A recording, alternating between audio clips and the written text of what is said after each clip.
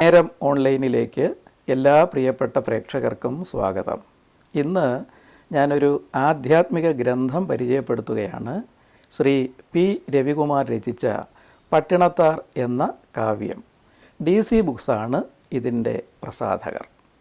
പട്ടിണത്താർ എന്ന ചരിത്ര പുരുഷനെക്കുറിച്ചുള്ള കാവ്യം പൊതുവർഷം 10-ാം നൂറ്റാണ്ടിൽ തമിഴകത്തെ കാവേരി പൂമ്പട്ടണത്തിൽ ജനിച്ച് തമിഴകത്തും പുറത്തുമുള്ള സകല ശിവക്ഷേത്രങ്ങളിലും ദർശനം നടത്തി ഭഗവാൻ ശ്രീപരമേശ്വരനിൽ വിലയം പ്രാപിച്ച് സത്യസാക്ഷാത്കാരത്തിൻ്റെ ഫലമായ വിലയം പ്രാപിച്ച് നിത്യ സാക്ഷാത്കാരം കൈവരിച്ച പരമജ്ഞാനിയും ശിവയോഗിയുമായ പട്ടിണത്താരെക്കുറിച്ചുള്ള വിശിഷ്ട കാവ്യമാണ് പട്ടിണത്താർ എന്ന ഇന്ന് പരിചയപ്പെടുത്തുന്ന ഗ്രന്ഥം.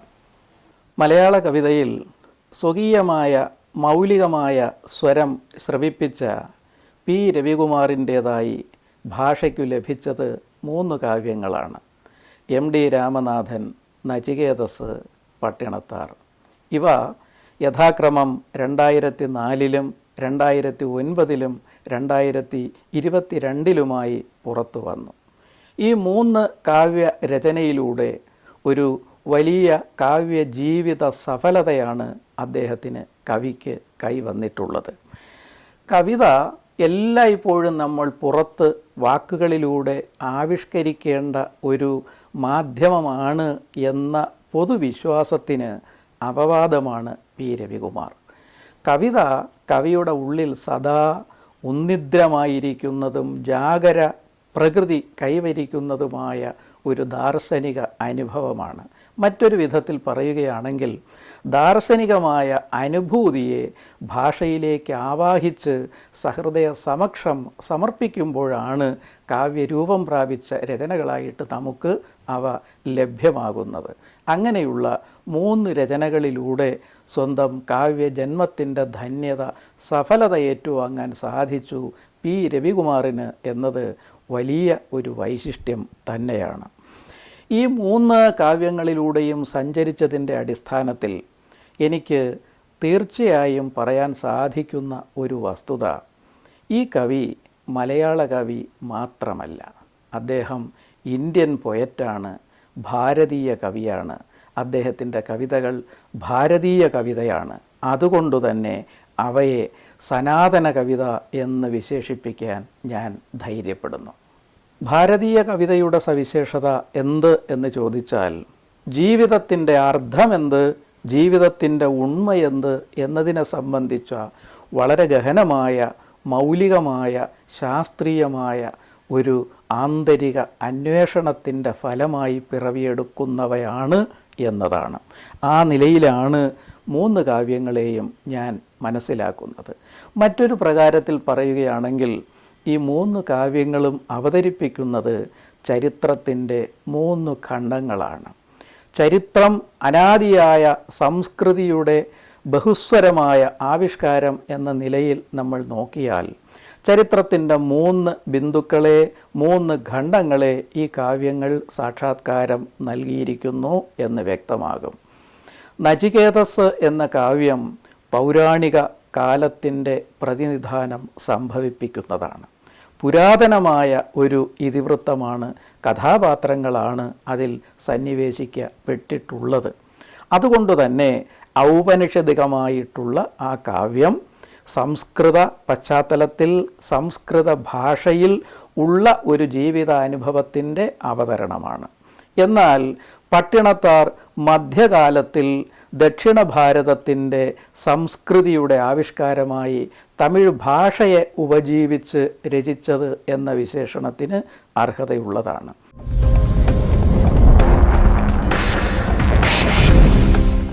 MD രാമനാഥൻ ആധുനികമായ ജീവിതത്തിൻ്റെ സവിശേഷമായ അവതരണം എന്ന് വിശേഷിപ്പിക്കാം. ഒരർത്ഥത്തിൽ സംഗീത ജീവിതമാണ് MD രാമനാഥനിൽ അവതരിപ്പിക്കപ്പെട്ടിട്ടുള്ളത്. ഈ 3 കാവ്യങ്ങളെയും കുറിച്ച് ഒറ്റ വാക്കിൽ മറ്റൊരു വിശേഷണം കൊടുക്കുകയാണെങ്കിൽ ഇവ 3ഉം ജീവിത സംഗീതം ശ്രവിപ്പിക്കുന്ന രചനകളാണ്. ജീവിതത്തിൻ്റെ അർത്ഥം, ജീവിതത്തിൻ്റെ ഉണ്മ, ജീവിതത്തിൻ്റെ സത്യം, പരമമായ നിലനിൽപ്പിൻ്റെ പൊരുൾ, രഹസ്യം എന്ത് എന്ന ആരായലിൻ്റെ സഫലത വെളിവാക്കി തരുന്നു ഈ 3 കാവ്യങ്ങളും എന്ന് പറഞ്ഞുകൊള്ളട്ടെ. ഈ 3 കാവ്യങ്ങളിൽ അവസാനം ഭാഷയ്ക്ക് കൈവന്നതാണല്ലോ പട്ടിണത്താർ എന്നത്. അവ സത്തയിൽ നിന്ന് ചിതറിപ്പോകുന്ന മനുഷ്യ ജീവന് ഉണ്ടാകുന്ന പിടച്ചിലുകളും ആകുലതകളും എങ്ങനെ പരിഹരിക്കാം, അവയിൽ നിന്ന് എങ്ങനെ മോചനം കൈവരിക്കാം എന്നതിനെ സംബന്ധിച്ചുള്ള ഒരു ജീവിത ആഖ്യാനം എന്ന നിലയിൽ നാടകീയതയും അതുപോലെയുള്ള സാഹിത്യ ഭംഗികളും തികഞ്ഞ രചനയാണ് എന്നുകൂടി പറയേണ്ടതുണ്ട്.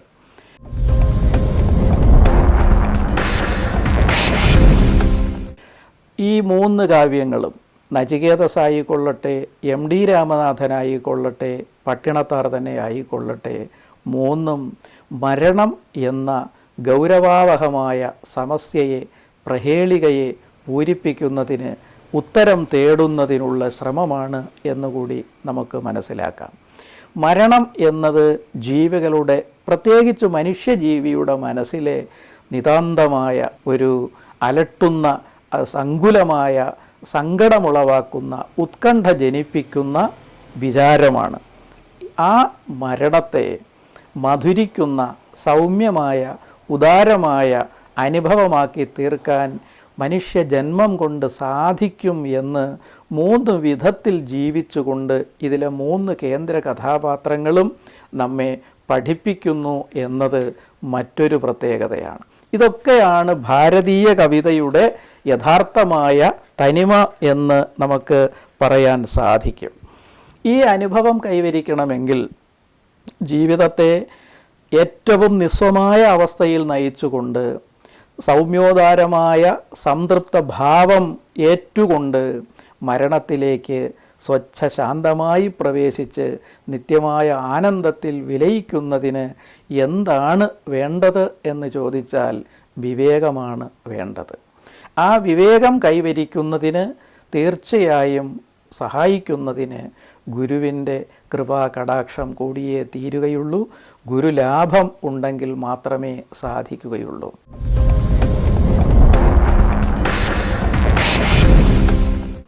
ഈ 3 കാവ്യങ്ങളും രചിച്ച കവിയെ സംബന്ധിച്ചിടത്തോളം അങ്ങനെയുള്ള ഒരു പരമഭാഗ്യം കൈവന്നിട്ടുണ്ട്. ഗുരുലാഭം കൊണ്ട് അദ്ദേഹത്തിന് മറ്റാർക്കും സാധിക്കാത്ത ഒരു ഉന്നത നില കൈവരിക്കാൻ സാധിച്ചു എന്നുള്ളത് എടുത്തു പറയേണ്ട വസ്തുതയാണ്. തൻ്റെ ജീവിതത്തിൻ്റെ യൗവനത്തിൽ തീക്ഷ്ണമായ ചിന്തകളും അന്വേഷണങ്ങളുമായിട്ട് പല വഴികളിലൂടെ സഞ്ചരിച്ച ഒരു ഭൂതകാലമുണ്ട് കവിക്ക്. പക്ഷേ പിന്നീട് വിവേകിതയുടെ, ഉണ്മയുടെ ധവളിമ അദ്ദേഹത്തിൻ്റെ മനസ്സിനെ ആവേശിച്ചപ്പോൾ സത്യത്തിൻ്റെ സുഗമമായ പാതയിലേക്ക് പ്രവേശിക്കുവാൻ അദ്ദേഹത്തിന് കഴിഞ്ഞു. അവിടെ അദ്ദേഹത്തെ സമാശ്ലേഷത്തോടെ സ്വീകരിക്കുവാൻ ബോധസ്വരൂപനായി ഗുരുനാഥൻ കാത്തു നിൽക്കുന്നുണ്ടായിരുന്നു, പ്രൊഫസർ ജി ബാലകൃഷ്ണൻ നായർ. ആ ഗുരുനാഥൻ അദ്ദേഹത്തിൻ്റെ സംശയങ്ങൾക്കെല്ലാം വിച്ഛേദം വരുത്തുകയും ശാശ്വതമായ സത്തയിൽ അദ്ദേഹത്തെ ഉറപ്പിച്ചു നിർത്തുകയും ചെയ്തു എന്നതിൻ്റെ പരിണാമം ഈ കവിതകളിൽ നമുക്ക് കാണാൻ സാധിക്കുന്നതാണ്. അതിൻ്റെ മുദ്രകൾ ഈ 3 കാവ്യങ്ങളിലും ഉണ്ട് എന്നുകൂടി എടുത്തു പറഞ്ഞുകൊള്ളട്ടെ. എം ഡി രാമനാഥനിൽ tiger Varadachari M D Ramanathan, നചികേതസിൽ യമനും നചികേതസും, പട്ടിണത്താരിൽ മകൻ്റെ രൂപം പ്രാപിച്ചു വന്ന മരുതവാണൻ എന്ന പേരിൽ വന്നണഞ്ഞ ഭഗവാൻ ശിവനും പട്ടിണത്താരും, ഇങ്ങനെ ആ ഗുരുശിഷ്യ പാരസ്പര്യം ദൃഢമായി ബന്ധിതമായിരിക്കുന്നതും നമുക്ക് കാണാൻ സാധിക്കുന്നു.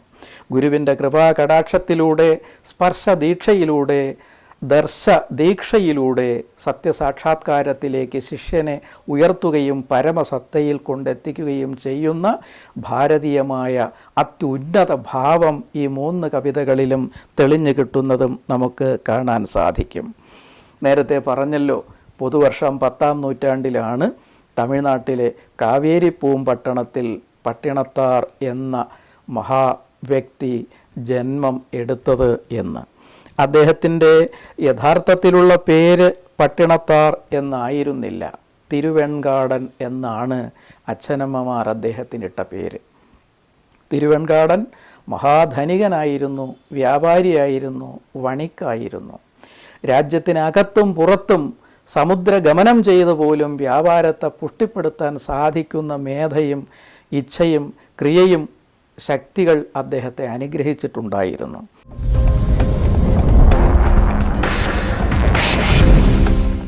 പക്ഷേ അദ്ദേഹത്തിനും പത്നിയായ ശിവകലയ്ക്കും ഒരു ദുഃഖം വിടാതെ പിടികൂടിയിരുന്നു. മക്കളില്ല എന്നതിൻ്റെ ഫലമായിട്ടുണ്ടായ ദുഃഖം. ആ ദുഃഖത്തിന് അദ്ദേഹം പരിഹാരമുണ്ടാക്കി. തൻ്റെ കയ്യിൽ വേണ്ടുവോളം ഉണ്ടല്ലോ അർദ്ധം സമ്പത്ത്, ആ അർദ്ധം കൊടുത്ത് അദ്ദേഹം ഒരു മകനെ വിലയ്ക്കു വാങ്ങി ഓമനിച്ച് ലാളിച്ച് വളർത്തി. തൻ്റെ ജീവൻ്റെ ജീവനായി പ്രാണൻ്റെ പ്രാണനായി അങ്ങനെ ലാളിച്ച് വളർത്തുകയുണ്ടായി. അയാളുടെ പേരാണ് മരുതവാണൻ. ആ മരുതവാണനും അച്ഛൻ്റെ നിർദ്ദേശം പാലിച്ചുകൊണ്ട് സമുദ്രം താണ്ടി വൻകരകളിൽ ചെന്ന് വലിയ വ്യാപാരം ചെയ്ത് തിരിച്ചെത്തുന്ന നിമിഷത്തിൽ ജീവിതത്തിൽ അപ്രതീക്ഷിതമായി ഉണ്ടായ ഒരു സംഭവത്തിൽ തുടങ്ങി ആണ് പട്ടിണത്താർ എന്ന കാവ്യത്തിൻ്റെ ഓരോ അധ്യായവും അതിൻ്റെ സ്വത്വത്തിലേക്ക് രൂപം പ്രാപിച്ച് അണയുന്നതായിട്ട് നമുക്ക് കാണാൻ സാധിക്കുന്നത്. മരുതവാണൻ സമുദ്ര സഞ്ചാരം കഴിഞ്ഞ് കൊണ്ടെത്തിച്ച ആ സമ്പാദ്യങ്ങൾ ഒക്കെയും സഞ്ചികളിലും കിഴികളിലും ഒക്കെയായിട്ട് വീട്ടിൽ കൊണ്ടെത്തിച്ച സമ്പാദ്യങ്ങൾ അച്ഛൻ അത്രത്തോളം സന്തോഷത്തോടു കൂടിയല്ല സ്വീകരിച്ചത്. കാരണം അദ്ദേഹത്തിൻ്റെ കണ്ണിൽപ്പെട്ടത് ചാണകവറളികളും തവിടും ഒക്കെയായ രൂപത്തിലാണ്. അതുകൊണ്ട് തന്നെ അദ്ദേഹത്തിന് നൈരാശ്യമുണ്ടായി, ഉത്കണ്ഠയുണ്ടായി, കോപമുണ്ടായി, അനിഷ്ടമുണ്ടായി. അദ്ദേഹം ചാണകവറളികളിൽ ഒരെണ്ണം എടുത്ത് നിലത്തേക്ക് ആഞ്ഞെറിഞ്ഞു. അത്ഭുതം എന്ന് പറയട്ടെ, ചാണകവറളി ഉടഞ്ഞ് നിലത്ത് ചിതറി തെറിച്ചത് അമൂല്യമായ രത്നങ്ങളും വൈഡൂര്യങ്ങളും ഒക്കെയായിരുന്നു. തൻ്റെ മകനെ യഥാർത്ഥത്തിൽ തനിക്ക് മനസ്സിലാക്കാൻ പറ്റാതെ പോയല്ലോ.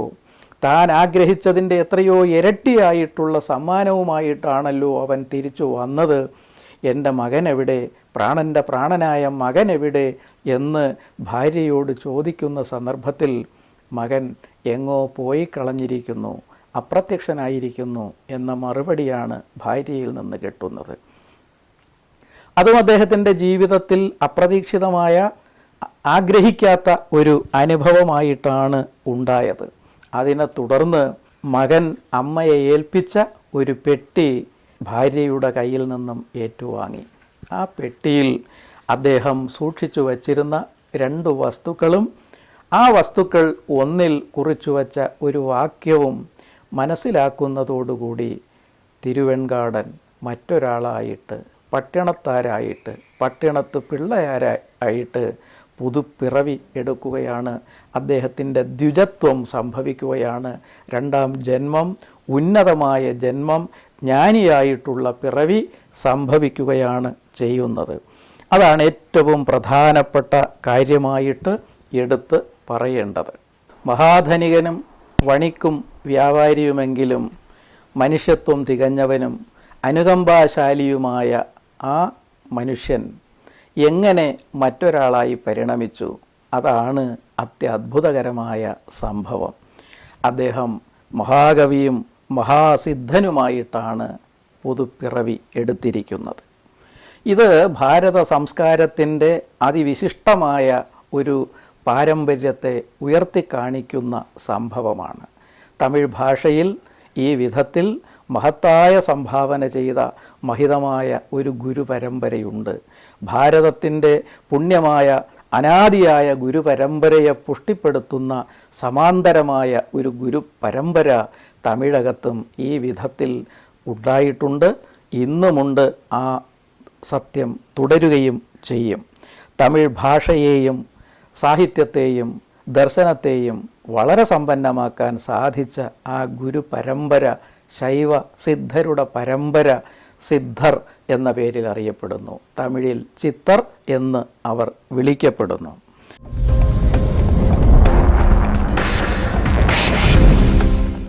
അധികാരത്തിനൊന്നും കീഴ്പ്പെടാതെ ജ്ഞാനത്തിൻ്റെ പ്രകാശം കൊണ്ട് മാത്രം സ്വയം വീഥി നിശ്ചയിക്കുകയും ലക്ഷ്യം വരിക്കുകയും ചെയ്യുന്ന സുധീരരായിട്ടുള്ള ലക്ഷ്യവേദികളായിട്ടുള്ള ധൈഷണികരായിട്ടുള്ള പരമസ്വതന്ത്രരായിട്ടുള്ള മഹായോഗികളുടെ മഹാപരമ്പര, ആ സിദ്ധ പരമ്പരയിലെ നടുനായകത്വം വഹിക്കുന്ന ഒരു ഉജ്ജ്വല താരകമായിട്ട് മാറുകയാണ് തിരുവെൺകാടൻ പട്ടിണത്താർ എന്ന പിറവിയിലൂടെ.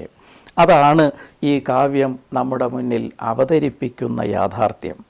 അങ്ങനെയുള്ള ആ സിദ്ധരുടെ പരമ്പര, തമിഴകത്തിൻ്റെ മഹിത പൈതൃകം രചിച്ച ആ പരമ്പര ആരിൽ തുടങ്ങുന്നു, ആരിലെല്ലാം കൂടി പുരോഗമിക്കുന്നു എന്നറിയുമ്പോൾ സത്യത്തിൽ നമ്മൾ പുളകം കൊണ്ടുപോകും. ചിലരുടെ പേരുകൾ ഞാൻ ഒന്ന് പറഞ്ഞു പോകാം.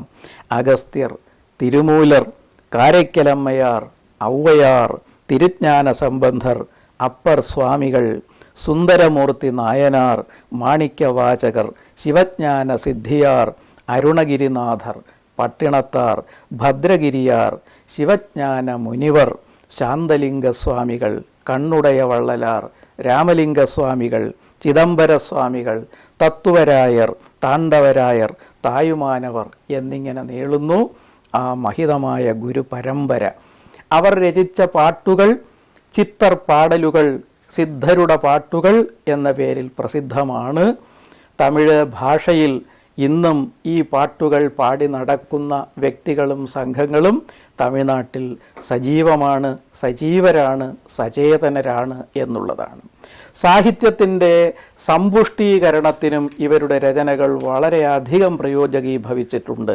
ഉദാഹരണത്തിന് അവരുടെ കൃതികൾക്കൊപ്പം തന്നെ പ്രചാരം നേടാൻ സാധിച്ചവയാണ് അകവൽ, വെൺപ, കലി, വഞ്ചി എന്നീ പ്രാചീന തമിഴ് വൃത്തങ്ങളും.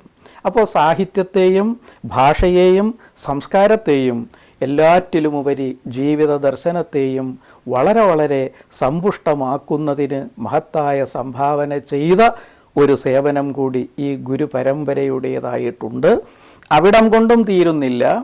ജീവിതത്തിൻ്റെ ഭൗതികമായിട്ടുള്ള ശക്തീകരണത്തിനു വേണ്ടി, ആരോഗ്യദൃഢഗാത്രമായ കായത്തോടുകൂടിയ ജീവിതത്തിനു വേണ്ടി, ആരോഗ്യപരിപാലനത്തിനു വേണ്ടി ഒരു വൈദ്യ സമ്പ്രദായവും ഈ വിഭാഗം വികസിപ്പിച്ചെടുത്തിട്ടുണ്ട്. അതാണ് സിദ്ധവൈദ്യം എന്ന പ്രസിദ്ധമായിട്ടുള്ള ചികിത്സാവിധി. അഗസ്ത്യ മഹർഷിയിൽ ആരംഭിക്കുന്ന സിദ്ധവൈദ്യവും ഈ സിദ്ധ പരമ്പരയുടെ സംഭാവനയിൽപ്പെടുന്നതാണ്. പട്ടിണത്താരെ നമ്മൾ വളരെ വൈശിഷ്ട്യത്തോടുകൂടി മനസ്സിലാക്കുന്ന ഒരു സന്ദർഭം ഞാൻ ഈ പറഞ്ഞ കൂട്ടത്തിൽ ഉള്ള കണ്ണുടയ വള്ളലാർ രചിച്ച ഒഴിവിലൊടുക്കം എന്ന ഗ്രന്ഥത്തിലുണ്ട്.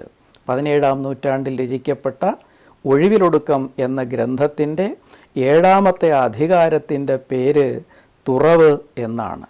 തുറവ് എന്നാൽ സന്യാസം. സന്യാസിക്ക് തമിഴിൽ തുറവി എന്ന് പറയും. എങ്ങനെയാണ് ഒരു തുറവി, സന്യാസി ആവിർഭവിക്കുക എന്നതിന് ഉദാഹരണമായിട്ട് കണ്ണുടയ വള്ളലാർ കാണിച്ചു തരുന്നത് പട്ടിണത്താരുടെ ഈ 2ാം ജന്മത്തെ പ്രതിപാദിച്ചുകൊണ്ടാണ്.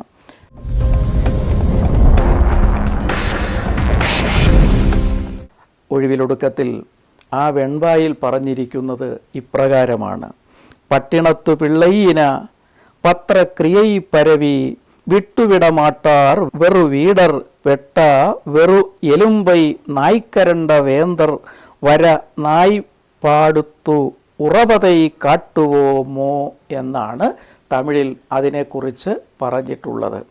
അതിൻ്റെ അർത്ഥം എന്താണ് എന്ന് നമ്മൾ ആലോചിക്കുമ്പോൾ വളരെ ഗഹനമായ പല തത്വങ്ങളും നമ്മുടെ മനസ്സിൽ ഉദയം ചെയ്യുന്നതായിട്ട് മനസ്സിലാക്കാം. കുബേരസമാനം സമ്പത്തോടെ അരുന്ധതിയെപ്പോലെ ചാരിത്ര ലാവണ്യങ്ങളുള്ള പത്നി സഹിതം കുടുംബജീവിതം നയിച്ചിരുന്ന ശ്രീ പട്ടിണത്തു പിള്ളയാരും വിവേകമുദിച്ചതോടെ അവയെ പാടെ ഉപേക്ഷിച്ചു തുറവിയായി സഞ്ചരിച്ച കഥ ഓർമ്മിച്ച് സ്തുതിച്ചു പാടുന്നു എന്നല്ലാതെ, നമ്മെപ്പോലെയുള്ള ലൗകികർ സ്തുതിച്ചു പാടുന്നു എന്നല്ലാതെ, ഉപേക്ഷിക്കാൻ ധനമോ കുലമോ ഇല്ലാത്ത വെറും വീടരായിരുന്നാലും ഇല്ലം വിട്ട്, ഇല്ലം വീട് ഗൃഹസ്ഥാശ്രമം വിട്ട് തുറവ് സ്വീകരിക്കാൻ, സന്യാസത്തിലേക്ക് പ്രവേശിക്കാൻ സാധാരണ ആർക്കും തന്നെ സമ്മതമാകുന്നില്ല. നമ്മൾ മഹാന്മാരുടെ ഒക്കെ പാവന ചരിതത്തെ പ്രകീർത്തിക്കും, അത് സ്മരിക്കും, ആദരപൂർവം വാഴ്ത്തുകയൊക്കെ ചെയ്യും. പക്ഷേ സ്വയം ഗൃഹസ്ഥാശ്രമം വെടിഞ്ഞ് സന്യാസത്തിലേക്ക് പ്രവേശിക്കുവാൻ തയ്യാറുണ്ടോ എന്ന് ആരായുമ്പോൾ മിക്കവരും തയ്യാറല്ല എന്നാണ് നമുക്ക് കാണാൻ സാധിക്കുന്നത്. അതിനെക്കുറിച്ച് പറയുമ്പോൾ, ഒരാൾ ആഗ്രഹിച്ചാൽ ഒരു സവിശേഷ സന്ദർഭത്തിൽ അയാൾക്ക് സന്യാസം കൈവരുകയില്ലല്ലോ. സന്യാസത്തിന് എത്രയോ ജന്മങ്ങളിലൂടെയുള്ള സഞ്ചാരത്തിൻ്റെയും കർമാനുഷ്ഠാനത്തിൻ്റെയും പരിപൂർത്തിയുടെ സാഫല്യമുണ്ടെങ്കിൽ മാത്രമേ ഒരു മനുഷ്യജീവന് സന്യാസത്തിൻ്റെ മഹനീയമായ അനുഭവം കൈവരികയുള്ളൂ എന്നും നമുക്ക് ഓർക്കാവുന്നതാണ്. ലൗകികരുടെ അവസ്ഥയെക്കുറിച്ച് കണ്ണുടയ വള്ളലാർ ഒന്നുകൂടി നമ്മെ ഓർമ്മപ്പെടുത്തുന്നുണ്ട്. അതിങ്ങനെയാണ്: മാംസത്തിൻ്റെ അംശം പോലും ഇല്ലാത്ത ഒരു അസ്ഥി കടിച്ചു വലിച്ച് അതിലെന്തെങ്കിലും രസം ശേഷിക്കുന്നുണ്ടോ എന്ന് അന്വേഷിച്ചു കൊണ്ടിരിക്കുന്ന ഒരു തെരുവ് പട്ടി, ഒരു ശ്വാനൻ. അങ്ങനെ ചെയ്തുകൊണ്ടിരിക്കുന്നതിനിടയിൽ അയാൾ കാണുകയാണ് രാജ്യം ഭരിക്കുന്ന രാജാവ് പല്ലക്കിൽ തൻ്റെ മുന്നിലൂടെ എഴുന്നള്ളുന്നത്. ഈ ശ്വാനൻ വിചാരിക്കുന്നത് എന്താണ്?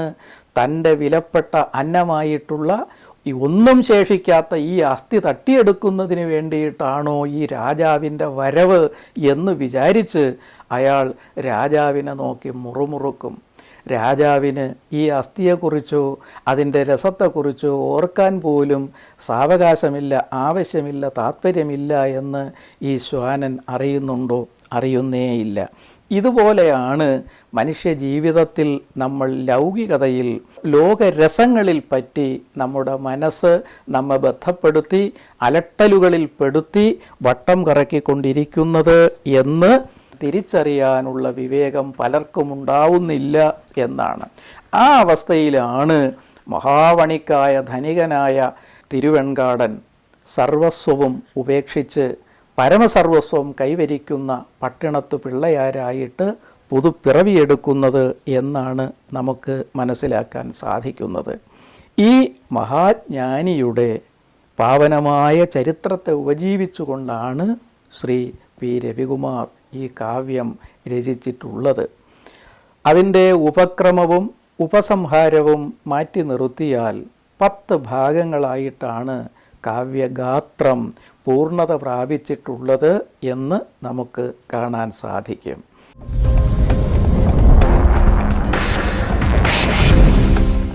ആ കാവ്യഗാത്രത്തിലൂടെ അതിവേഗത്തിലുള്ള ഒരു സഞ്ചാരം കൂടി നടത്തിയാൽ കവിയെയും കാവ്യത്തെയും അതിൻ്റെ ദർശനത്തെയും നമുക്ക് ഒരു പരിധിവരെ ഉൾക്കൊള്ളാൻ സാധിക്കും എന്ന് പ്രത്യാശിക്കുന്നു. പട്ടിണത്താരുടെ ഉപക്രമം പ്രതീക്ഷിക്കുന്നത് പോലെ ദീർഘമല്ല. അത് തിരുമൂലരുടെ തിരുമന്ത്രത്തിലെ 2290 വെൺപായാണ്, പദ്യമാണ്. അതിങ്ങനെയാകുന്നു: മരത്തൈ മറയിത്തതു മാമതയാനൈ, മരത്തിൽ മറയുന്നതു മാമതയാനൈ, പരത്തൈ മറയിത്തതു പാർമുതൽ പൂതം, പരത്തിൽ മറയുന്നതു പാർമുതൽ പൂതമേ. അതിൻ്റെ മലയാളം കൊടുത്തിരിക്കുന്നത് ശ്രദ്ധിക്കുക: തടിയെ വലിയ മതയാന മറച്ചു, തടിയിൽ വലിയ മതയാന മറഞ്ഞു, പരത്തെ പഞ്ചഭൂതങ്ങൾ മറച്ചു, പരത്തിൽ പഞ്ചഭൂതങ്ങൾ മറഞ്ഞു. ഈ പരമതത്വമാണ് ഈ കവിതയുടെ വിവൃതിക്കായിട്ട് കവി കൈയേറ്റിട്ടുള്ള തത്വം എന്ന് സൂചിപ്പിക്കുകയാണ് ഉപക്രമത്തിൽ ചെയ്തിട്ടുള്ളത്. ഒന്നാമത്തെ ഭാഗം ബോധത്തിൻ്റെ തിരകളിൽ എന്ന് പേരുള്ളതാണ്. നേരത്തെ നമ്മൾ പരിചയപ്പെട്ടു ആ നാടകീയമായ സന്ദർഭം. മകൻ മരുതവാണൻ സമ്പാദ്യവുമായി തിരിച്ചു വന്ന് വീട്ടിൽ അവയെല്ലാം വച്ച് അച്ഛനെ ഏൽപ്പിക്കാനുള്ള ഒരു പൊതി അമ്മയുടെ കയ്യിൽ ഏൽപ്പിച്ച് അപ്രത്യക്ഷനാകുന്ന സന്ദർഭത്തിൽ ആണ് കവിത തുടങ്ങുന്നത്. അച്ഛൻ ആ ചാണക വറളികളിൽ ഒരെണ്ണം വലിച്ചെറിഞ്ഞ് അതിലുള്ളടങ്ങിയിരിക്കുന്ന രത്നവും മുത്തും വൈഡൂര്യവുമൊക്കെ കണ്ട് പകച്ച് സ്തബ്ധനായി നിന്നുപോയിട്ട്, മകനെ, എൻ്റെ ജീവൻ്റെ ജീവനായ മകനെ, നീ എവിടെ?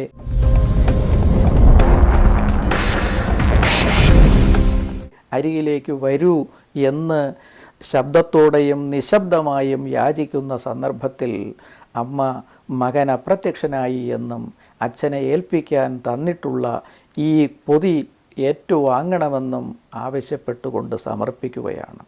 അതിൽ മകൻ സൂക്ഷിച്ചു വച്ചിട്ടുള്ള ഒരേ ഒരു വസ്തു ഒരു കാതറ്റുപോയ സൂചിയും ഒരു പഴയ പനയോലയും ആണ്. ആ പനയോലയിൽ കുറിച്ചിട്ടുന്ന ഒരു വാക്യം, വെറും 2 വരി, അതാണ് അദ്ദേഹത്തിൻ്റെ ജീവിതത്തെ തന്നെ പാടെ മാറ്റിമറിച്ചത്. എന്തായിരുന്നു മകൻ അച്ഛന് കോറിവച്ചിട്ടുള്ള ആ സന്ദേശം? അതിതാണ്: കാതറ്റ ഊശിയും വാരാതു കാൺ കടൈ വഴിക്കേ. കാതറ്റുപോയ സൂചി പോലും അന്ത്യകാലത്ത് കൂടെ വരുന്നതല്ല എന്ന ഒരു വലിയ സത്യം, പരമസത്യം മാത്രമാണ് അതിൽ ആലേഖനം ചെയ്യപ്പെട്ടിട്ടുള്ളത്. അത് വായിക്കുന്നതോടുകൂടി തിരുവെൺകാടൻ മറ്റൊരാളായി തീരുന്നതിന് പരിണമിക്കുകയാണ്. അദ്ദേഹത്തിൻ്റെ ബോധസമുദ്രത്തിൽ വൻ പ്രകമ്പനമുണ്ടാകുന്നു. ബോധത്തിരകൾ അലയടിച്ചുയരുകയാണ്.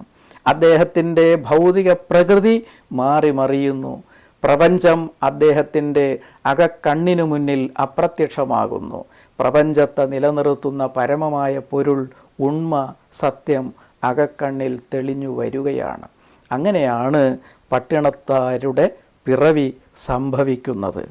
ഇവിടെ ബോധസമുദ്രം, അതിൻ്റെ പ്രകമ്പനം എന്നൊക്കെ കവി പ്രയോഗിച്ചിട്ടുള്ളതിൻ്റെ വിവക്ഷിതങ്ങൾ, ആലോചനാമൃതങ്ങൾ എന്നേ പറയാവൂ.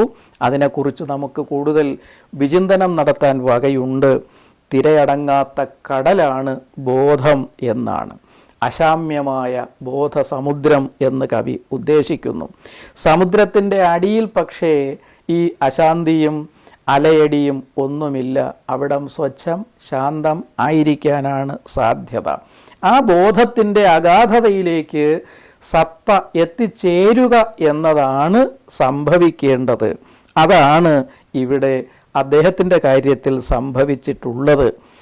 അത് ജ്ഞാനോദയത്തിൻ്റെ ഹേതുവായി തീർന്നു. ആ ഹേതുവായത് മരുതവാണൻ്റെ ഈ ഒറ്റ വാക്യമാണ്. അദ്ദേഹം കുറിച്ചു വച്ച ഒരേ ഒരു വാക്യമാണ് അങ്ങനെ ചെയ്തത്.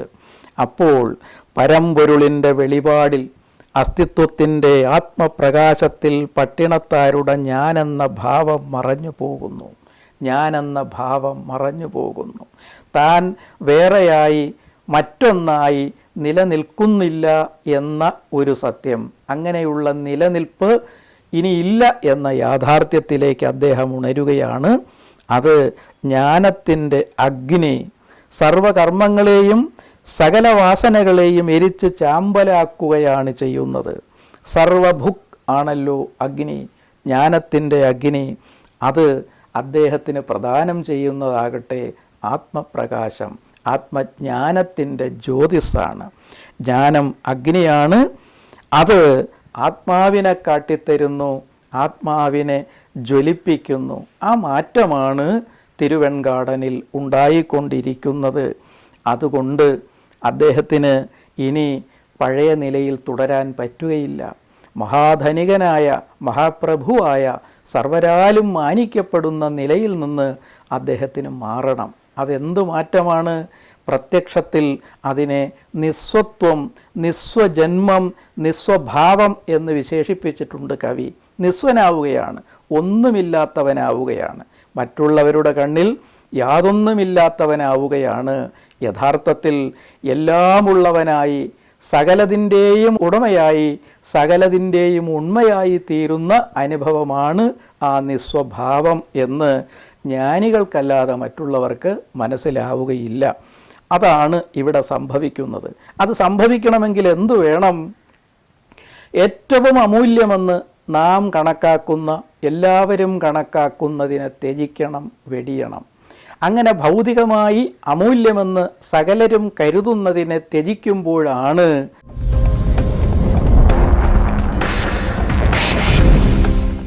ഏറ്റവും അമൂല്യമായ, അനർഘമായ, ദിവ്യമായ, അനവദ്യമായ പരമ വസ്തു, പരമ സത്ത തൻ്റേതാവുകയുള്ളൂ, താൻ തന്നെയായി തീരുകയുള്ളൂ എന്ന അവസ്ഥയിലേക്ക് അദ്ദേഹം മാറുകയാണ്. അത് സാധ്യമാകുന്നതാണ് ഒന്നാമത്തെ ഭാഗത്ത് വളരെ നാടകീയമായി കവി നമുക്ക് കാട്ടിത്തന്നിരിക്കുന്നത്.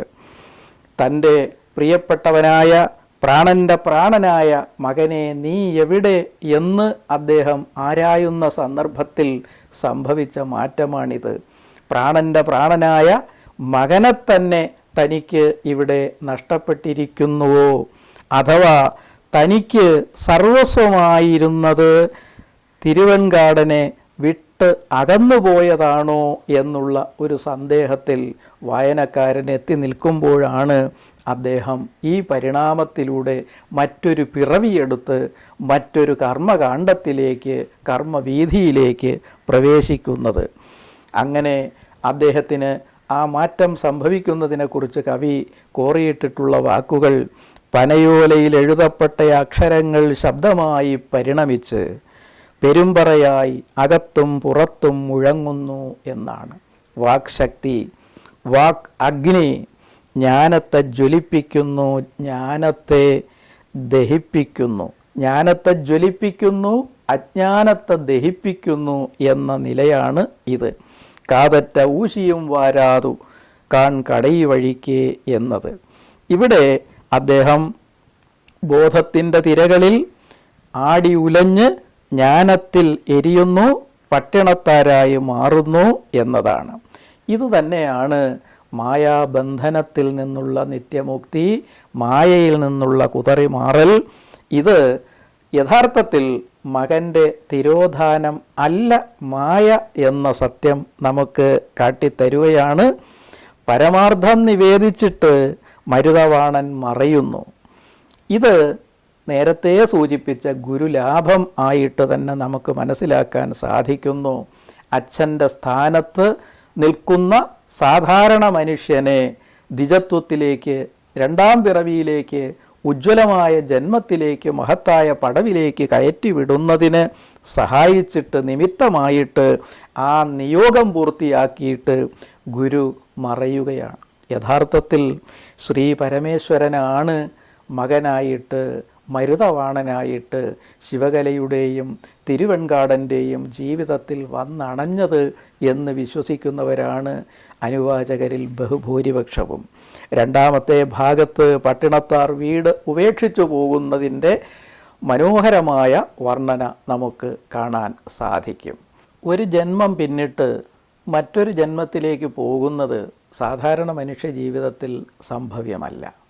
അങ്ങനെ സംഭവിക്കുകയാണെങ്കിൽ അനുഭവിക്കേണ്ടി വരുന്ന സംഘർഷങ്ങൾ, മനസ്സംഘർഷങ്ങൾ നമുക്ക് വിവരിക്കാനും പറ്റുകയില്ല. കാരണം സങ്കല്പിക്കാൻ പറ്റുന്നതിനും അപ്പുറത്തുള്ള ആ അനുഭവം എങ്ങനെയാണ് ഭാഷയിലേക്ക് നമുക്ക് പകർന്നു വയ്ക്കാൻ പറ്റുക? പ്രയാസമാണെന്നാണ് ഞാൻ വിചാരിക്കുന്നത്. ഇവിടെ അദ്ദേഹം തൻ്റെ സകല ബന്ധങ്ങളിലും നിന്ന് മുക്തനായി, ബന്ധനങ്ങളെല്ലാം അറത്തു മാറ്റി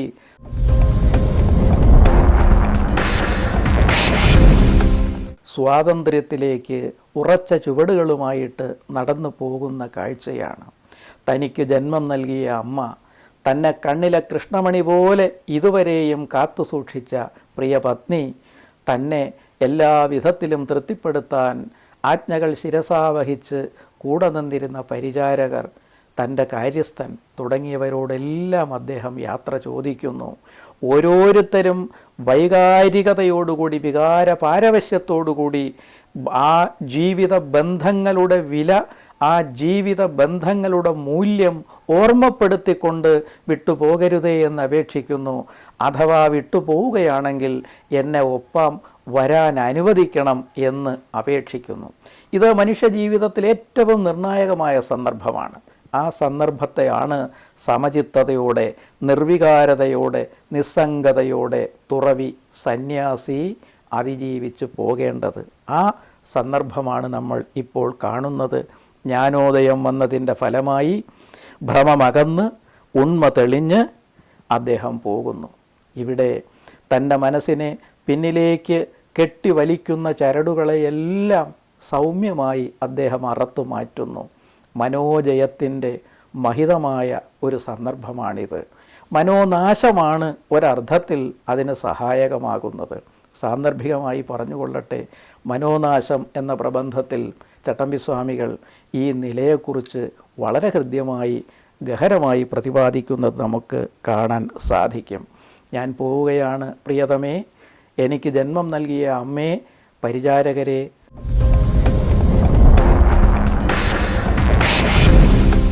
കാര്യസ്ഥൻ തുടങ്ങിയിട്ടുള്ള ഉറ്റ ബന്ധുക്കളെ, ഞാൻ പോവുകയാണ്. നിങ്ങൾക്ക് ദുഃഖമുണ്ട്, പക്ഷേ നിങ്ങളെല്ലാവരും ഈ സന്ദർഭത്തിൽ ശിവനെ സ്മരിക്കണം, ശിവനെ ഭജിക്കണം എന്നാണ് അദ്ദേഹത്തിൻ്റെ നിർദ്ദേശം അഥവാ അപേക്ഷ. കാരണം ശിവൻ മംഗളപ്രദനാണ്, മംഗളം പ്രദാനം ചെയ്യുന്നയാളാണ്. ശിവഭജനത്തിലൂടെ മംഗളം കൈവരിക്കാൻ സാധിക്കും. അവിടെ വിരഹത്തിൻ്റെയും വിയോഗത്തിൻ്റെയും ഒന്നും ദുഃഖം, ഖേദം, സങ്കടം തങ്ങി നിൽക്കുകയില്ല. ആ വിധത്തിൽ നിങ്ങൾ ഭഗവാനിലേക്ക് എത്തിച്ചേരണം എന്ന് അദ്ദേഹം ഓർമ്മപ്പെടുത്തുന്നു. പ്രത്യക്ഷ ദൈവമായ അമ്മയോട് തൻ്റെ സിരകളിലോടുന്നത് അമ്മ ഊട്ടിയ മുലപ്പാലാണ്. തൻ്റെ ശരീരമായി കാണപ്പെടുന്നത് അമ്മയുടെ സ്നേഹവും വാത്സല്യവും മാത്രമാണ്. എങ്കിലും അമ്മയെ പോകാതിരിക്കാൻ തരമില്ല. പക്ഷേ ഞാൻ ഈ വീട് വിട്ടു പോകുന്നു, കൊട്ടാരം പോലുള്ള ഈ വീട് വിട്ടു പോകുന്നുവെങ്കിലും നാടുപേക്ഷിക്കുകയില്ല. ഏതുവരെ? അമ്മ ഈ ലോകത്തുണ്ടായിരിക്കുന്നത് വരെ സമീപത്ത് പാഴ്മണ്ഡപത്തിൽ ഞാൻ ആകാശം മേൽക്കൂരയായ ഈ പാഴ്മണ്ഡപത്തിൽ തന്നെ ഉണ്ടായിരിക്കും എന്ന് പറയുന്നു. അത് ജീവിതത്തിൽ പരമമായി നാം ഏവരും അനുഷ്ഠിക്കേണ്ട പുത്രധർമ്മം അനുഷ്ഠിക്കുന്നതിന്, നിറവേറ്റുന്നതിന്, മർത്യജന്മമേറ്റവൻ്റെ കടം വീട്ടലിനു വേണ്ടിയിട്ടുള്ളതാണ് എന്ന ഓർമ്മപ്പെടുത്തലോടുകൂടി അദ്ദേഹം യാത്ര പറയുകയാണ്.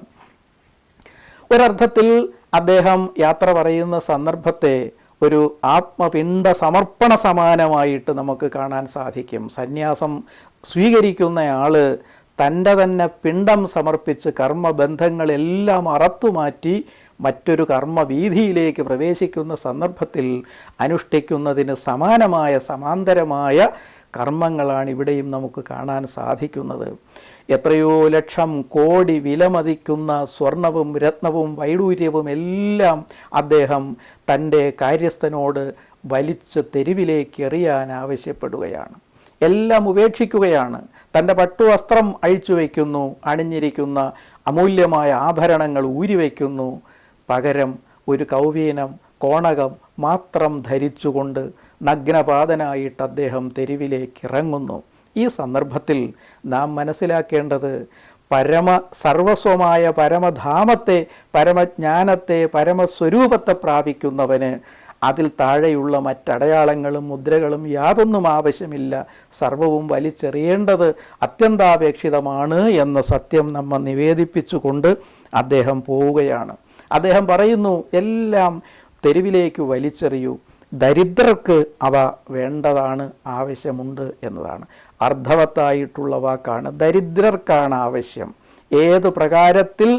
ദരിദ്രരായിരിക്കുന്നവർക്ക്, ജ്ഞാനത്തിൻ്റെ കാര്യത്തിൽ ദരിദ്രരായിരിക്കുന്നവർക്ക്, വിവേകിതയുടെ താണപടിയിൽ കുടുങ്ങിക്കിടക്കുന്നവർക്ക് ഈ ഭൗതിക പദാർത്ഥങ്ങളുടെ മൂല്യം അർത്ഥവത്തായി തീരട്ടെ എന്ന് പറഞ്ഞ് ധനം ഉപേക്ഷിക്കുന്നതിലൂടെ ധനികനാകുന്നു, ധന്യനാകുന്നു പട്ടിണത്താർ. ധനം ഉപേക്ഷിച്ച് ധന്യത ഏറ്റുവാങ്ങുകയാണ് പട്ടിണത്താർ ചെയ്യുന്നത് എന്ന വേദാന്ത രഹസ്യമാണ് ഇവിടെ കവി നമുക്ക് പറഞ്ഞു തന്നിരിക്കുന്നത്.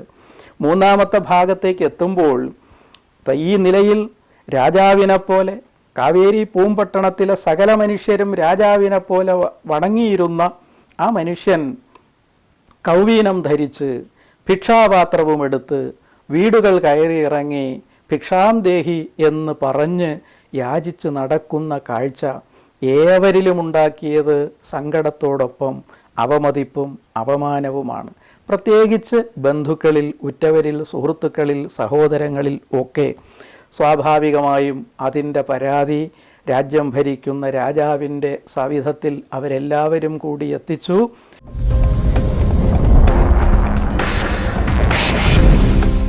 രാജാവ് പരിഹാരം ആരാഞ്ഞുകൊണ്ട് അദ്ദേഹത്തിൻ്റെ അരികിലേക്ക് വരികയും ചെയ്യുന്നു.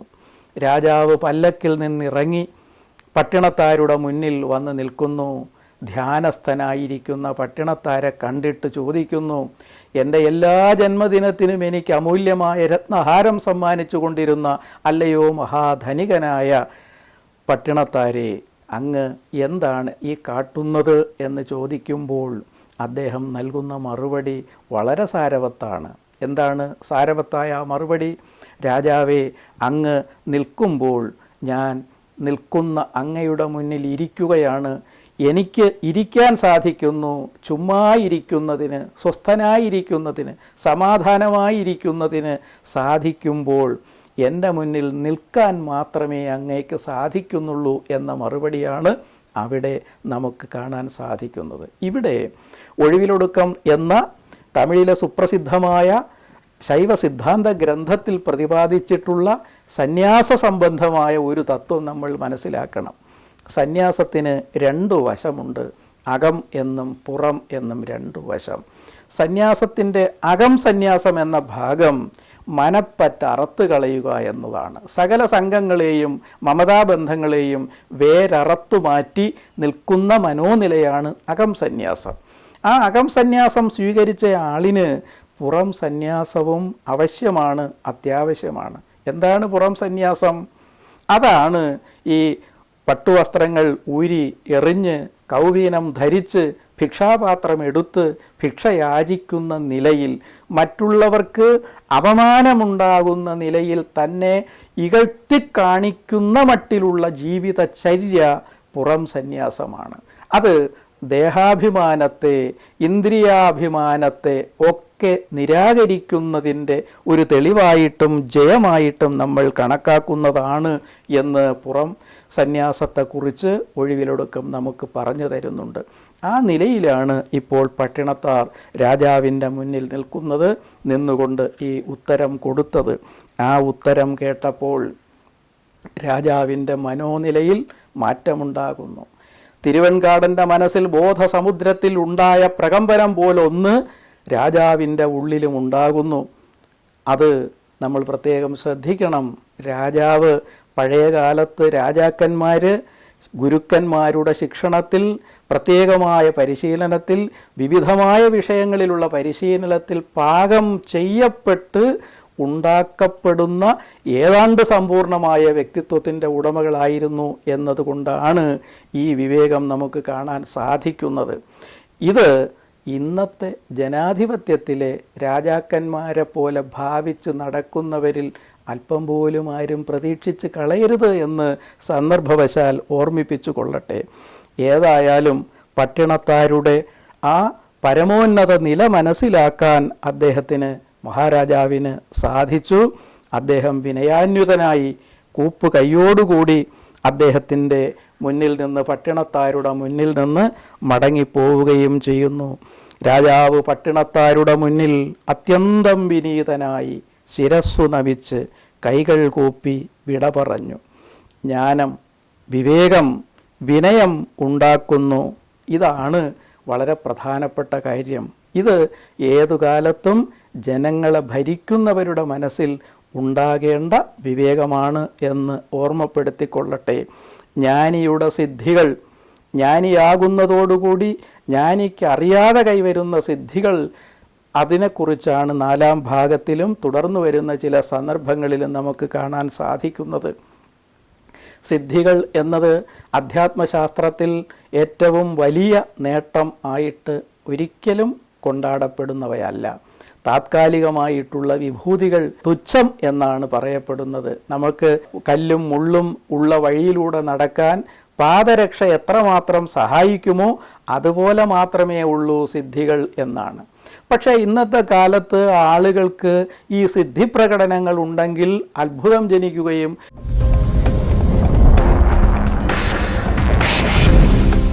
എന്തൊക്കെയോ ആണെന്നുള്ള മിഥ്യ ഉളവാകുകയും ചെയ്യുന്നത് നമുക്ക് കാണാൻ സാധിക്കുന്നു. അതുകൊണ്ടാണ് ഈ കരിസ്മാറ്റിക് എന്ന പേരിൽ നടത്തപ്പെടുന്ന പല പ്രകടനങ്ങളും സംഘപ്രവർത്തനങ്ങളും ഒക്കെ ജ്ഞാനികൾ അതിലേക്ക് ആകർഷിക്കപ്പെടാതിരിക്കുന്നതിൻ്റെ കാരണം.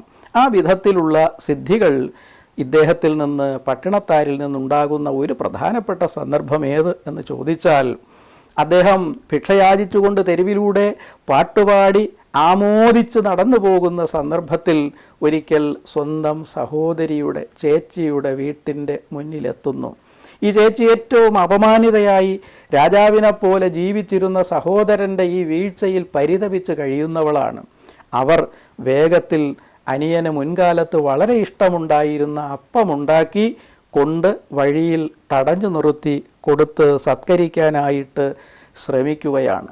ഇത് നാട്യത്തിൻ്റെയും കാപട്യത്തിൻ്റെയും വഞ്ചനയുടെയും ചതിയുടെയും പതിവ് സമ്പ്രദായത്തെ നമ്മെ ഓർമ്മപ്പെടുത്തുന്ന സന്ദർഭം.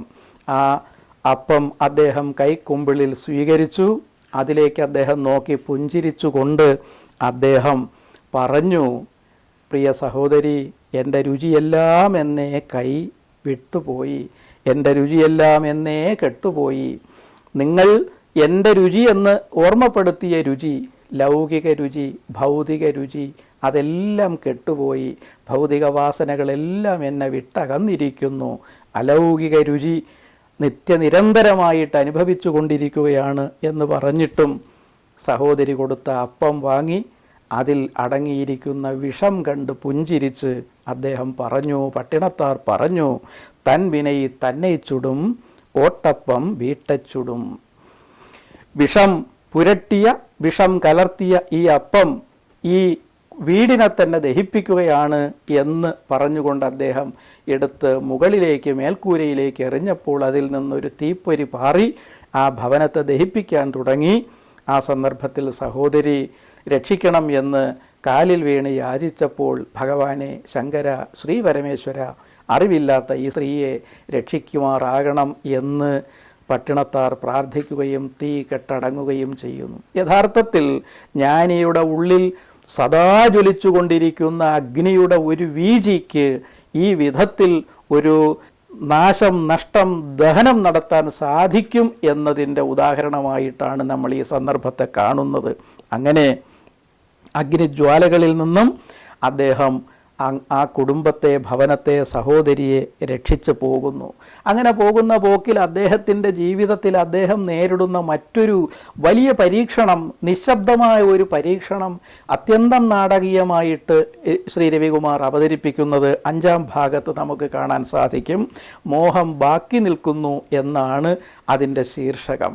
അദ്ദേഹം ഒരു വലിയ മരത്തിൻ്റെ ചുവട്ടിൽ വേനൽക്കാലത്ത് നട്ടുച്ചയ്ക്ക് ഉഷ്ണം സഹിക്കാതെ വെയിലിൽ നിന്ന് രക്ഷപ്പെടുന്നതിന് വേണ്ടി കിടക്കുന്ന സന്ദർഭമാണ് ഇവിടെ നമ്മൾ കാണുന്നത്. തൻ്റെ 2 കൈകളും തലയുടെ അടിയിൽ പിണച്ചു വെച്ചുകൊണ്ട് അദ്ദേഹം കിടക്കുമ്പോൾ അടുത്തുള്ള കുളത്തിൽ നിന്ന് വെള്ളമെടുക്കാൻ വന്ന 2 സ്ത്രീകൾ, ഗ്രാമീണ സ്ത്രീകൾ,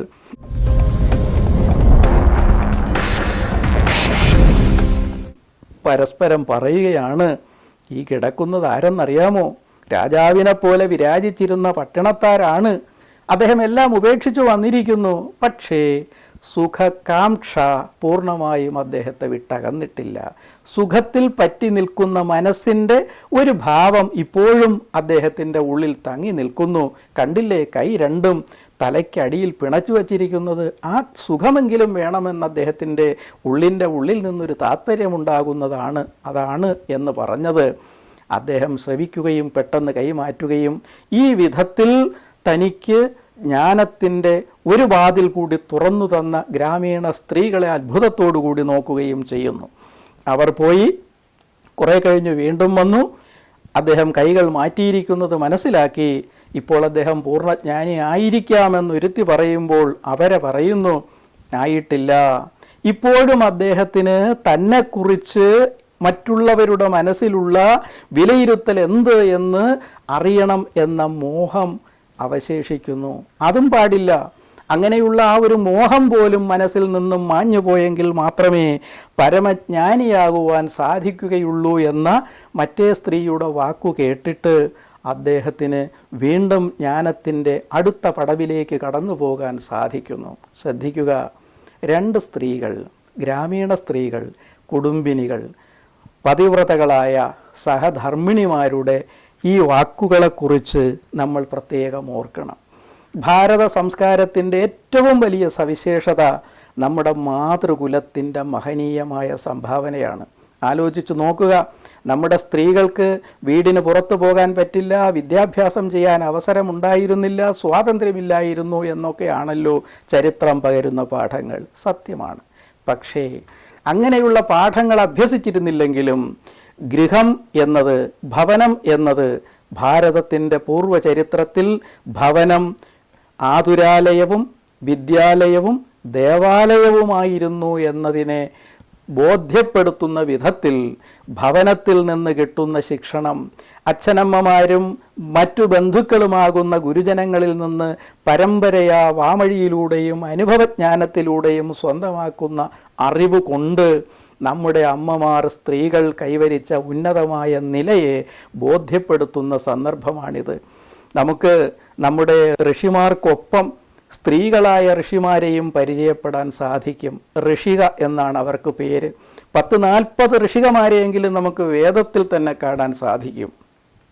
അതുപോലെ തമിഴകത്തുമുണ്ടായിട്ടുണ്ട് മഹാജ്ഞാനികളായ അമ്മമാർ. ഞാൻ നേരത്തെ സൂചിപ്പിച്ചല്ലോ, കാരയ്ക്കലമ്മയാർ, ഔവയാർ, കാക്കൈപ്പാടിനിയാർ, നച്ചളയാർ തുടങ്ങിയിട്ടുള്ള സ്ത്രീകൾ. അവരക്ഷരം പഠിച്ചിട്ടില്ലായിരിക്കും, അവരഭ്യാസങ്ങളൊന്നും നടത്തിയിട്ടില്ലായിരിക്കും. പക്ഷെ ജ്ഞാനത്തിൻ്റെ ഉന്നതമായ പടവുകൾ പൂകിയവരാണ് അവർ. അവർ പെറ്റു വളർത്തിയവരാണ് ഭാരതത്തിലെ മഹാത്മാക്കളൊക്കെയും.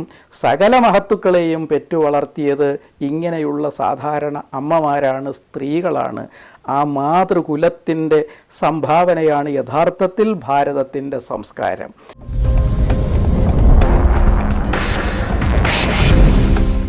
ആ മഹത്തായ പാഠമാണ് ഈ സന്ദർഭത്തിൽ നമുക്ക് കിട്ടുന്നത്. അത് ശിവതത്വം തെളിഞ്ഞു കിട്ടുന്നതിന്, ശിവസംയോഗം കൈവരിക്കുന്നതിന് പട്ടിണത്താരെ സഹായിക്കുകയാണ് ചെയ്യുന്നത്. അദ്ദേഹത്തിൻ്റെ ജീവിതത്തിൽ അധ്യാത്മബോധനത്തിൻ്റെ മഹത്തായ ഒരു അധ്യായമായിട്ട് അത് തീരുന്നു. വീണ്ടും സിദ്ധരുടെ ആ മഹാസിദ്ധികളുടെ പ്രകടനത്തിൻ്റെ വേറൊരു സന്ദർഭം നാം കാണുന്നത് പട്ടിണത്താരുടെ അമ്മയുടെ ശവം ദഹിപ്പിക്കുന്ന സന്ദർഭത്തിലാണ്. അദ്ദേഹത്തിന് അത് ചെയ്യുന്നതിനുള്ള അർഹതയെക്കുറിച്ച്, അവകാശത്തെക്കുറിച്ചൊക്കെ തർക്കമുണ്ടായി. ജഗദ്ഗുരു ശങ്കരാചാര്യ സ്വാമികളുടെ അമ്മയുടെ ശവ ദഹനം നടക്കുന്ന സന്ദർഭത്തിലും ഉണ്ടായിട്ടുണ്ട് ഇതുപോലെയുള്ള അനുഭവങ്ങൾ. അദ്ദേഹം വാഴപ്പിണ്ടി കൊണ്ട് ചിതയൊരുക്കി അമ്മയെ ദഹിപ്പിച്ച് തൻ്റെ ആ കർമ്മകാണ്ഡവും പൂർത്തിയാക്കി കഴിയുന്ന ആ സന്ദർഭമാണ് അവിടെ നമുക്ക് കാണാൻ സാധിക്കുന്നത്. മറ്റാരുടെയും സഹായമില്ലാതെ ഒറ്റയ്ക്ക് അദ്ദേഹത്തിന് അത് ചെയ്യാൻ സാധിച്ചതും മഹത്തായ സിദ്ധി കൈവന്നതുകൊണ്ടാണ്. ത്രിപുരദഹനം നടത്തിയ ഭഗവാൻ ശങ്കരനെയും ലങ്കാദഹനം നടത്തിയ ആഞ്ജനേയനെയും ഒക്കെ അനുസ്മരിക്കുന്ന ഒരു രീതിയിൽ പട്ടിണത്താരുടെ ഈ ദഹനം, അമ്മയുടെ ശവ സംസ്കാരം നടത്തിയ സന്ദർഭം കവി കാട്ടിത്തരുകയാണ്. 7ാമത്തെ ഭാഗം എന്നത് ഈ പുസ്തകത്തിൽ ഏറ്റവും പ്രധാനപ്പെട്ട ഒരു സന്ദർഭമാണ്. മർത്യദേഹത്തിൻ്റെ ഉത്പത്തി, പരിണാമങ്ങളും വൃദ്ധി, ക്ഷയവും കടന്ന് മരണം വരെയുള്ള അവസ്ഥാഭേദങ്ങളുടെ ശാസ്ത്രീയവും ദാർശനികവുമായ കാവ്യാവിഷ്കാരം എന്ന് ഇതിനെ ഒറ്റ വാക്യത്തിൽ സംഗ്രഹിച്ച് പറയാം എന്ന് തോന്നുന്നു. ഇത് യഥാർത്ഥത്തിൽ പട്ടിണത്താരുടെ തന്നെ ഉടക്കൂറ്റുവണ്ണം എന്ന കൃതിയെ ഉപജീവിച്ച് ചെയ്തിരിക്കുന്നതാണ്. 1000 വർഷം മുൻപാണ് ഒരു ജീവൻ എങ്ങനെ ഒരു ഉദരത്തിൽ, ഒരു ഭ്രൂണത്തിൽ നിന്ന് വളർന്ന് വികസിച്ച്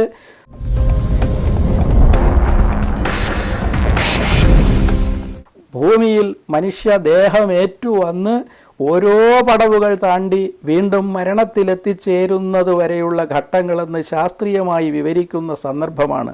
1000 വർഷം മുൻപ് എഴുതപ്പെട്ടതാണ്. ഋഷിയുടെ ദർശനത്തിൽ വിടർന്നു കിട്ടിയതാണ് ഈ സന്ദർഭം.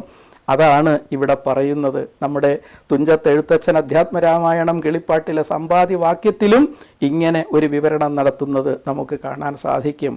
മഹാജ്ഞാനിയായ ആധുനിക മഹർഷിയായ ശ്രീരമണൻ, രമണ മഹർഷി ഇത് ആനന്ദലീലനായി പാരായണം ചെയ്തിരുന്നത്, ചൊല്ലിയിരുന്നത് കേട്ടവർ എത്രയോ പേരുണ്ട്. അവർ അതൊക്കെ സാക്ഷ്യപ്പെടുത്തിയിട്ടുമുണ്ട്.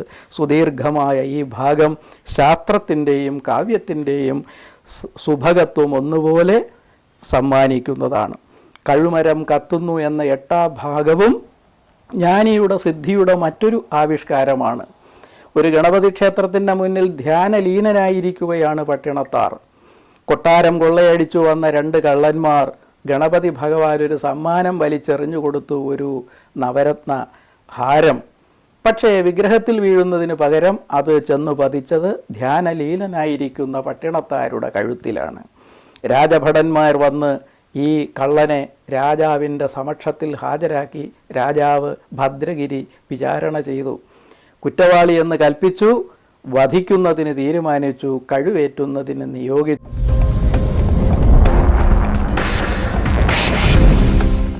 കഴിവരത്തിലേക്ക് പോകുമ്പോഴും വിചാരണയുടെ സന്ദർഭത്തിൽ എന്ന പോലെ അക്ഷോഭ്യനായി സുസ്മേരവദനായി നിൽക്കുക മാത്രമാണ് അദ്ദേഹം ചെയ്തത്. ആ ഓരോ സന്ദർഭത്തിലും ഭദ്രഗിരിയുടെ മനസ്സിൽ നേരത്തെ തിരുവൻകാടൻ്റെ മനസ്സിലുണ്ടായതുപോലെയും ആദ്യത്തെ രാജാവിൻ്റെ മനസ്സിൽ ഉദയം ചെയ്തതുപോലെയും ഉള്ള സംശയം, ഭയം, സംഭ്രമം, വിക്ഷോഭം ഒക്കെ ഉണ്ടായി. അദ്ദേഹം പട്ടിണത്താർ കഴുമരത്തിൽ തൂക്കിലേറ്റപ്പെടുന്ന സന്ദർഭത്തിൽ ആ കഴുമരം കത്തി ഭസ്മമായി തീരുന്ന സന്ദർഭത്തിന് സകലരും സാക്ഷിയായി. ഭദ്രഗിരി രാജാവ് അദ്ദേഹത്തിൻ്റെ പാദത്തിൽ വീണ് ശിഷ്യത്വം ഏറ്റുവാങ്ങി.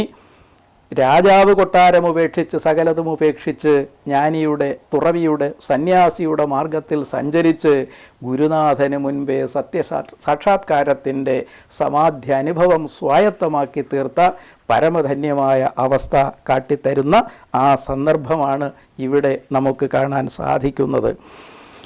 അങ്ങനെ കവിതയുടെ മാന്ത്രികമായ ചുരുക്കം വരകളും വർണ്ണങ്ങളും കൊണ്ട് പട്ടിണത്താരുടെ ജീവിതത്തിൻ്റെ അവസാനത്തെ സന്ദർഭത്തിലേക്ക് കവി നമ്മെ കൂട്ടിക്കൊണ്ടു പോകുന്നു.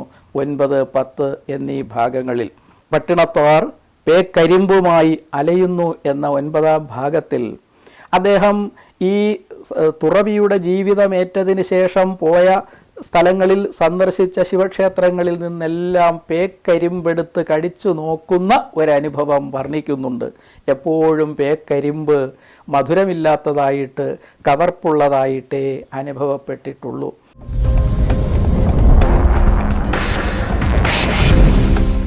അങ്ങനെ അദ്ദേഹം സഞ്ചരിക്കുകയാണ്. ക്ഷേത്രങ്ങളിൽ നിന്ന് ക്ഷേത്രങ്ങളിലൂടെ, ജനപദങ്ങളിലൂടെ സഞ്ചരിക്കുകയാണ്. ആ പോക്കിനിടയിൽ അദ്ദേഹം കണ്ടുമുട്ടുന്നത് അധികവും കുട്ടികളെയും സാധാരണ ഗ്രാമീണരെയുമാണ്. ജ്ഞാനിയെ സംബന്ധിച്ചിടത്തോളം സ്നേഹിക്കുവാൻ മാത്രമേ സാധിക്കുകയുള്ളൂ. കാരണം ജ്ഞാനം സമം സ്നേഹം എന്നതാണ് പ്രത്യക്ഷമായ അനുഭവം. അതുകൊണ്ട് നിന്ദിക്കുന്നവരെയും വന്ദിക്കുന്നവരെയും ഒന്നുപോലെ സ്നേഹിച്ചുകൊണ്ട് പരിമിതമായ ബോധസ്വരൂപങ്ങളായ താണപടിയിലുള്ള ജീവിവർഗത്തെയും തന്നെപ്പോലെ പരിഗണിച്ചുകൊണ്ട് ജീവകാരുണ്യത്തിൻ്റെ പരമമാതൃകയായി പട്ടിണത്താരുടെ സഞ്ചാരം അങ്ങനെ പുരോഗമിക്കുന്നു. അത് പല പല പടവുകൾ, ഘട്ടങ്ങൾ ഒക്കെ താണ്ടി അവസാനിക്കുന്നത് തിരുവൊറ്റിയൂരിലാണ്. അവിടെ എത്തുമ്പോൾ അദ്ദേഹത്തിൻ്റെ പേക്കരിമ്പ് മധുരിക്കുന്ന അനുഭവം കൈവരിക്കുന്നു. പേക്കരിമ്പിനെ നമുക്ക് ഒരു പ്രതീകമായി കണക്കാക്കാമെങ്കിൽ ഈ സുഖ ദുഃഖങ്ങളുടെയും രോഗ ജരാ നരകളുടെയും ഒക്കെ ആ ഭാഗമായിരിക്കുന്ന, അതിൻ്റെ എല്ലാം അധിഷ്ഠാനമായിരിക്കുന്ന നശ്വരദേഹം, ഭൗതിക ദേഹം എന്ന് കണക്കാക്കാൻ സാധിക്കുന്നതാണ്. അതിൽ നിന്ന് മധുരത്തിൻ്റെ അനുഭവം ഉണ്ടാകുന്നു എന്ന് പറയുമ്പോൾ ആ നശ്വരമായ ദേഹത്തിൻ്റെ ഉള്ളിൽ നിന്ന് അനശ്വരമായ ആത്മാവിൻ്റെ നിത്യമായിട്ടുള്ള മാധുര്യം, സ്നേഹത്തിൻ്റെ സൗമ്യത അദ്ദേഹത്തിന് പൂർണ്ണമായും കൈവരുന്നു എന്ന അനുഭവം കാട്ടിത്തരുന്ന നിലയിൽ ആവുകയാണ്. ആ നിലയിൽ അദ്ദേഹം കുട്ടികളോടൊത്ത് കളിക്കുകയും സാധാരണ പ്രാണികളോടൊത്ത് രമിക്കുകയും എല്ലാം ചെയ്ത് ഒരു സന്ദർഭത്തിൽ ആനന്ദചിത്തനായി സമ്പൂർണമായ ആനന്ദത്തിൽ വിലയിക്കുന്ന ഭാവത്തോടുകൂടി അദ്ദേഹം മണ്ണിൽ ഒരു കമഴ്ത്തി വച്ച കുട്ടയുടെ അടിയിൽ പ്രവേശിച്ച് അപ്രത്യക്ഷനാവുന്ന സന്ദർഭത്തിലാണ് കാവ്യം സമാപനം കൈവരിക്കുന്നത്. അപ്പോൾ നമ്മുടെ ജീവിതത്തിൽ ജ്ഞാനികൾ പറഞ്ഞു തന്നിട്ടുണ്ട്, ശരീരമാണ് രോഗം എന്ന്, ശരീരമാണ് വേദന, ദുഃഖം, രോഗം എന്ന്. അത് ചുമന്നുകൊണ്ട് നടക്കുന്ന ഒരു വലിയ ക്ലേശ സഞ്ചാരമാണ് ജീവിതം, ഒരു ജന്മയാത്ര. അതാണ് അദ്ദേഹം നടത്തിയത്. ജീവിക്കുന്ന മൃതദേഹം, ജീവനുള്ള മൃതദേഹം ചുമന്നുകൊണ്ട് ചത്ത മനുഷ്യരുടെ ശവങ്ങളുടെ കൂടെ കഴിയുന്ന ഒരനുഭവം പോലെയുള്ള ആ സഞ്ചാരത്തിന് സമാപനം വരികയാണ്. പട്ടിണത്താർ നിത്യമുക്തനാവുകയാണ്. അദ്ദേഹം ദേഹം വെടിഞ്ഞ് പരമാത്മാവിൽ വിലയം പ്രാപിക്കുകയാണ് ചെയ്യുന്നത്.